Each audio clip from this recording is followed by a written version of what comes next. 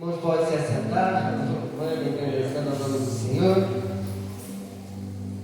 Nós vamos ler outros textos também para introduzir essa palavra, para que os irmãos possam entender aquilo que Deus tem falado comigo e vai falar também com os irmãos nessa noite, amém?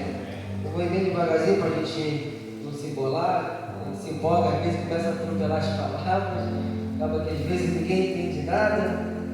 Então vai bem devagarzinho para a gente entender aquilo que Deus quer falar conosco nessa noite. Nesse texto nós vamos ver falando acerca de Moisés, um dos momentos antes de Moisés ele sair fugido do Egito. Nós estamos passando por um momento no texto onde o povo de Israel está sendo escravizado. O povo de Israel está ali cativo pelos egípcios. E aí nós vamos ver que Moisés, ele é um hebreu, mas que ele foi dado. Nós vamos ver, né, que a filha de Faraó acha ele é devolvido para a sua mãe amamentar, e até ele ficar um pouquinho mais velho. Depois ele é devolvido para a filha de Faraó e ele é começado a ser criado como um dos príncipes lá dentro do palácio egípcio. E aí nós vamos ver que uma certa vez ele vai sair para fora e vai ver um dos seus irmãos hebreus sendo atingido, sendo afligido por um dos egípcios. Ele vai olhar aquela situação, ele vai sentir a dor do seu irmão que estava sendo atacado.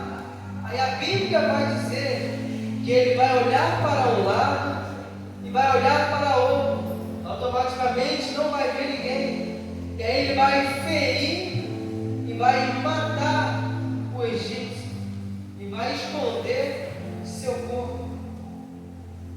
O segundo texto em que nós vamos ver se encontra em Mateus 21. Mateus 21, verso 18 e 19.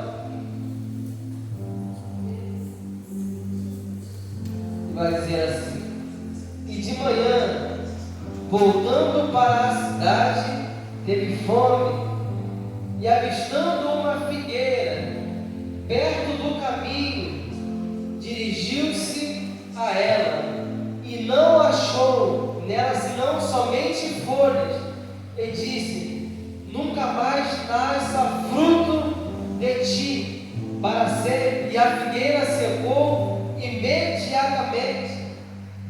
Essa palavra aqui nós vamos ver que Jesus, ele avista uma figueira de longe. A Bíblia acaba de mencionar que ele sentia fome.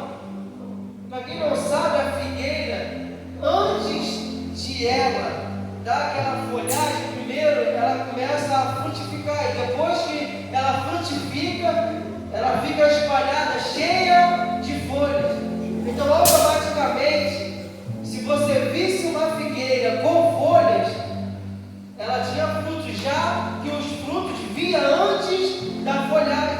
Aí Jesus, ele avista aquela figueira, e ele vai chegar diante dela para pegar o fruto para se alimentar. E quando ele chega, ele vê que dela não tem fruto, somente folhas. E aí ele vai ver que é uma árvore que parecia ter, mas não tinha. Tudo indicava que tinha, mas só que ela não tinha. Automaticamente, se você fosse ver o certo, já que antes da folhagem vinha as frutas, era o certo ter um fruto ali quando ele chegasse perto. Mas ela parecia ter, porém não tinha. Esse é o segundo texto. E o terceiro nós vamos ler em Mateus, capítulo de número 7, verso de número 21. Mateus capítulo 7, verso de número 21. E vai dizer: nem todo o que me diz Senhor, Senhor, entrará no reino dos céus, mas aquele que faz a vontade de meu Pai que está nos céus. Próximo, 22. Muitos me dirão naquele dia: Senhor, nós profetizamos, nós em teu nome. Muitos me dirão naquele dia: Senhor, Senhor, não profetizamos nós em teu nome? E em teu nome não expulsamos demônios? E em teu nome não fizemos muitas maravilhas? E então lhes direi abertamente: nunca vos conheci, apartai-vos de mim, apartai-vos de mim, vós que praticas a iniquidade. Nós vemos nesse texto o término de um sermão. O Senhor começa a ensinar, chamado Sermão da Montanha, em Mateus capítulo número 5. E mais ou menos no 7 ele já está terminando as suas palavras e os seus ensinamentos. E ele vai terminar falando sobre isso. Que naquele grande dia terá pessoas que vão falar: Senhor, Senhor, em que nome nós profetizamos, fizemos maravilhas. Ele vai falar: apartai-vos, vós de mim, que praticais a iniquidade. Automaticamente, pessoas que arrastavam multidões, pessoas que talvez poderiam estar na mídia, pessoas que quem olhasse de fora, vendo fazendo maravilhas, curando pessoas, expulsando demônios, ia falar: ali vai um homem e uma mulher de Deus. Só que aí naquele grande dia, tudo posto, o Senhor falaria abertamente: apartai-vos de mim, vós que praticaram a iniquidade. Ou seja, parecia que era, mas não era. Todo mundo olhava e pensava que era, mas não era. Todo mundo que via pensava que era, mas não era. E o último, nós vamos ver lá no Apocalipse, capítulo de número 3, do verso de número 1, que vai dizer: e o anjo da igreja que está em Sardes escreve: isto diz o que tem os 7 Espíritos de Deus e as 7 estrelas. Conheço as tuas obras, que tens nome de que vives e está morto. Isso quem está falando é o Senhor. Tem nome de que vive, mas está morto. Em todos os 4 exemplos que nós temos nos textos bíblicos, nós vamos ver pessoas que parecem que são, mas não são. Momentos de vivência de aparência apenas. Parecia ter, mas não tem. Parece que está vivo, mas está morto. Parece que está fruto, parece que tem fruto, mas quando chega perto, não tem. Parece que é um servo do Senhor pelas coisas que faz, sendo usado pelo Senhor, mas no dia a dia as atitudes são totalmente diferentes. Porque hoje em dia a gente julga-se um homem de Deus que entrega muito, que entrega a revelação. A gente julga-se um homem cheio do Espírito Santo, que pega o microfone com aquela voz de trovão que a gente fala, né? E a gente julga-se um homem cheio do Espírito Santo.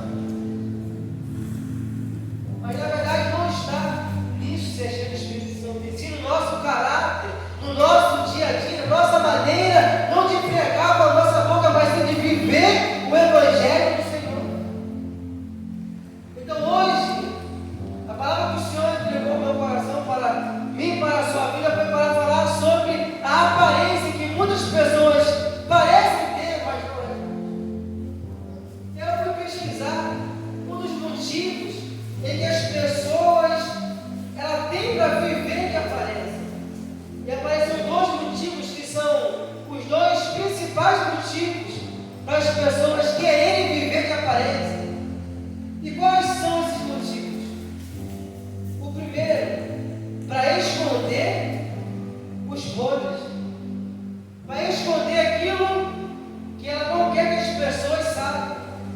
Uma pessoa que é aqui de um jeito e lá fora é de outro, e aqui ela vai viver de aparência, vai não mostrar a podridão que ela vive lá fora, porque ela não quer que as pessoas saibam disso. Nós vamos ver isso no primeiro texto que nós lemos. Moisés, ele mata o egípcio e o que ele faz? Esconde. Por quê? Porque é algo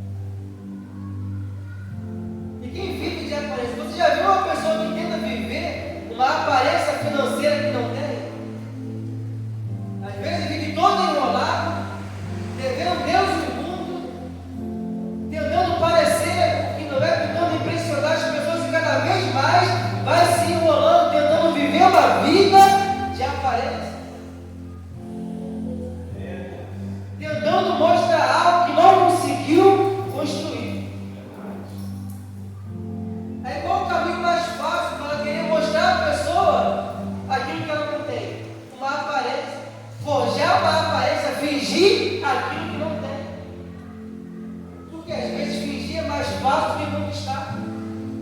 Para conquistar você vai ter que as coisas acontecer, vai ter que correr atrás, vai ter que abrir mão de certas coisas. Espiritualmente falando também é da mesma maneira. Vai uma pessoa conseguir uma vida no altar, sem ser de aparência, voltar da palavra do Senhor, tem renúncia. Muitas das vezes você vai ter que deixar os seus pensamentos de lado, porque o Evangelho não tem a ver com o que você pensa em si, tem a ver com a palavra do nosso Senhor Jesus Cristo. Nós temos que seguir não o que nós pensamos em si, o que estamos baseados na palavra de Deus.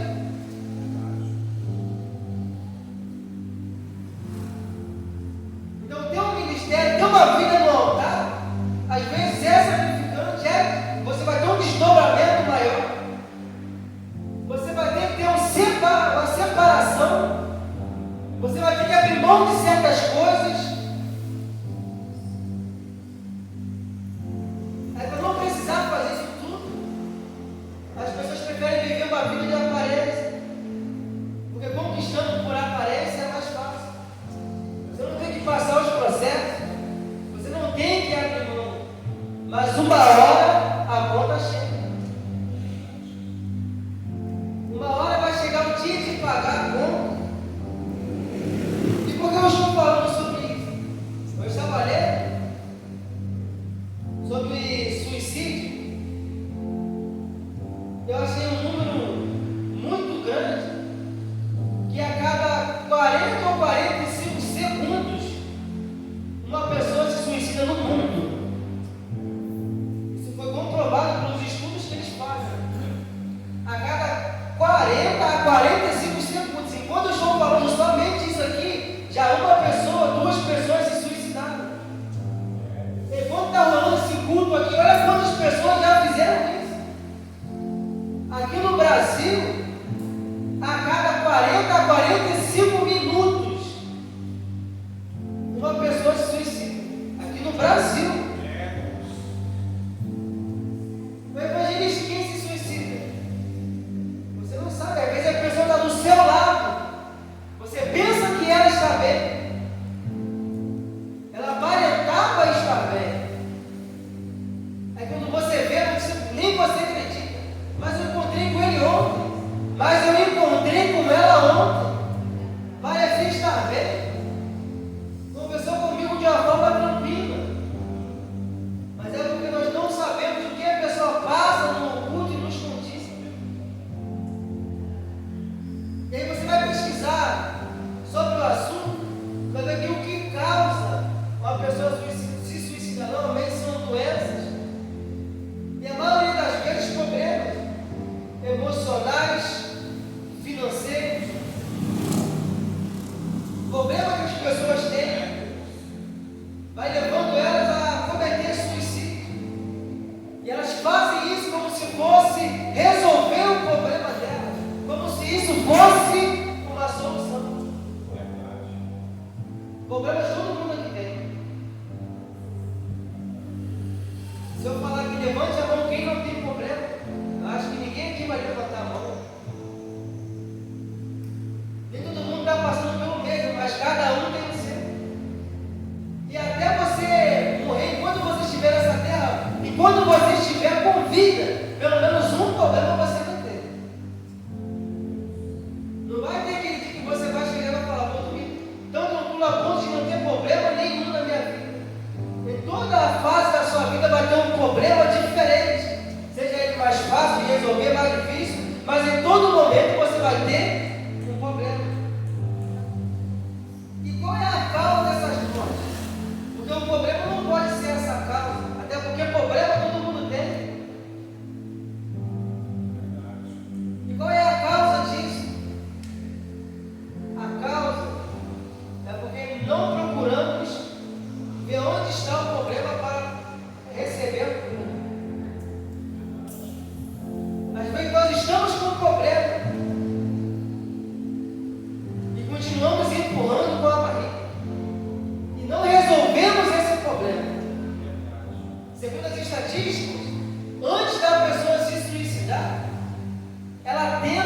20 vezes.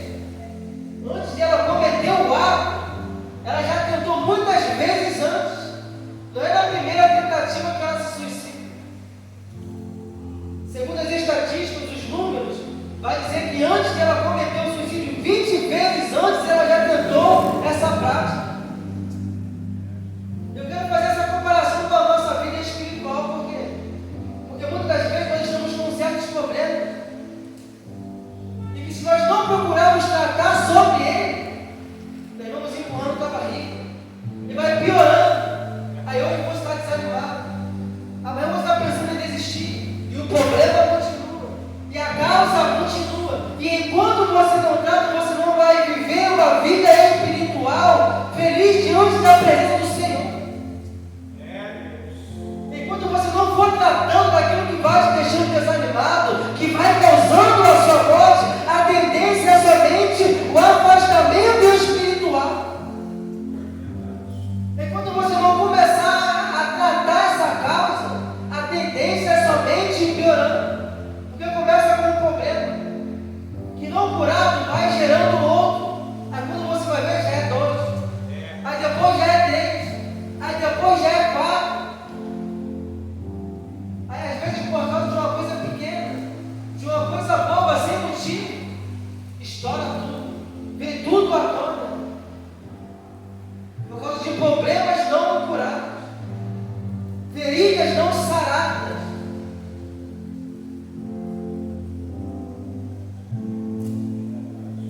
Até me pedi no Senhor uma palavra, e quando Ele me deu, eu falei, Senhor, mas por que isso? Por que essa palavra nessa noite? Por que falar sobre isso? A volta dele está próxima. E como vai estar a nossa vida diante dele quando ele voltar? O tempo de cuidar, de se consertar, de buscar melhorar é agora. Eu preciso perdoar meu irmão. Esse é o tempo, essa é a hora. Se essa é a tua ferida que está te trazendo um afastamento de Deus, está te deixando desanimado, que você vê que não consegue nem cultuar o Senhor, porque fica com isso em mente, vai lá, perdoa o seu irmão, converse com ele, porque esse é o tempo. Daqui a pouco nós não iremos ter mais tempo.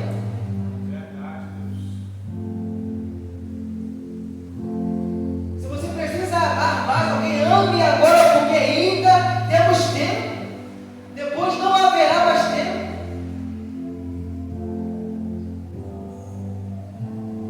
Feridas abertas, problemas, nós tentamos abafar,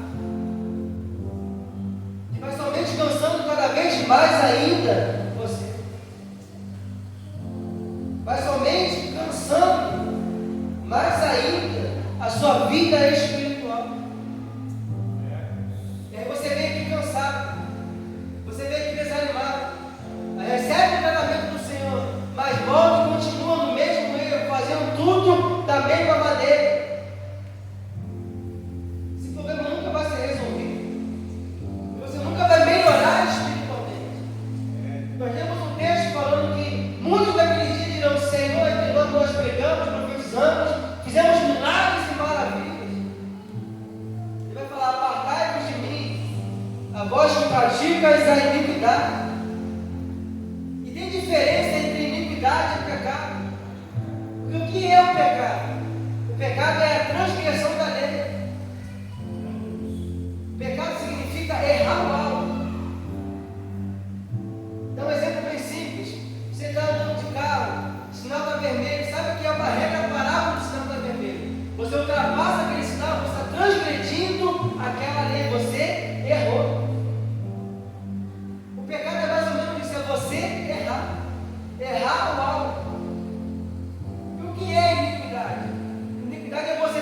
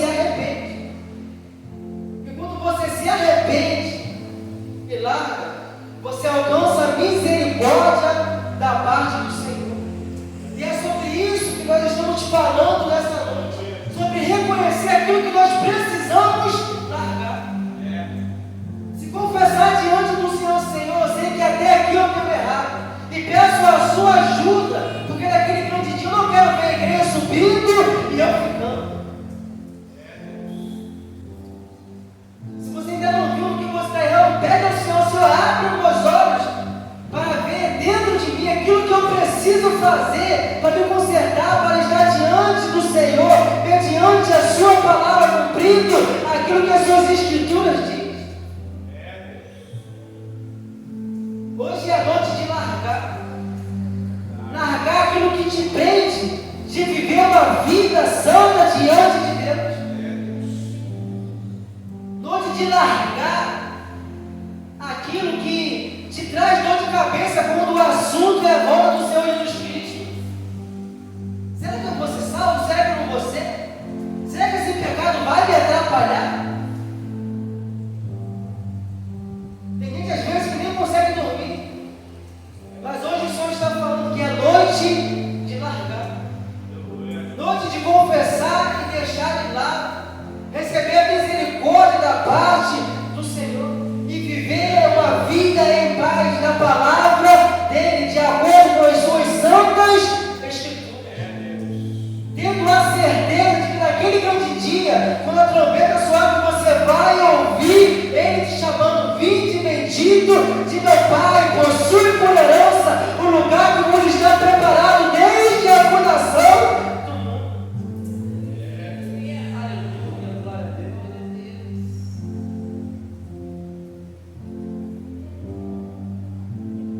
Nós podemos cantar e pecar, louvar e pecar. Nós podemos. Mas a conta ela chega. Naquele dia, naquele grande dia, nós não vamos conseguir entrar de qualquer maneira.